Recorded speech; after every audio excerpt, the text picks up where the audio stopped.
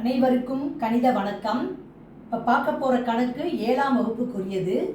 எண்ணியல் முதல் பருவம். இவற்றை முயல்க அப்படின்னு சொல்லிட்டு வகுத்தல் குழுக்களுடைய வகுத்தல் கணக்கு சில கணக்குகளை இப்போ பார்க்க போகிறோம்.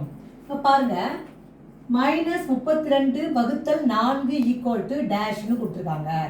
இப்போ -32 எதாவது வகுக்க போகிறோம், 4ஆல் வகுக்க போகிறோம். மைனஸையும் ப்ளஸையும் வகுத்தால் என்ன வரும்னு சொல்லியிருக்கேன், மைனஸு. 32 4ஐயும் வகுத்தோம்னா 8. அப்போ இந்த கணக்குக்குரிய விடை -8. அடுத்து பாருங்க, -50 வகுத்தல் 50 இஸ் ஈக்குவல் டு டேஷ் அப்படின்னு கொடுத்துருக்காங்க. இப்போ இதை பார்த்தீங்கன்னா -50 ப்ளஸ் 50ஆல் வகுக்க போகிறோம். வகுத்தல் விதியில் மைனஸையும் ப்ளஸையும் வகுத்தால் வரக்கூடிய விடை மைனஸு. 50ஐயும் 50ஐயும் வகுத்தோம்னா 1. அப்போ இந்த கணக்குக்குரிய விடை -1. அடுத்த கணக்கு பார்ப்போம். 30 வகுத்தல் 15 இஸ் ஈக்குவல் டு டேஷ்னு கொடுத்துருக்காங்க. 30 இது ப்ளஸ் 30, இது ப்ளஸ் 15. ப்ளஸ்ஸையும் ப்ளஸ்ஸையும் வகுத்தால் என்ன வரும், ப்ளஸ் தான் வரும். அது நம்ம போட வேண்டிய அவசியம் இல்லை.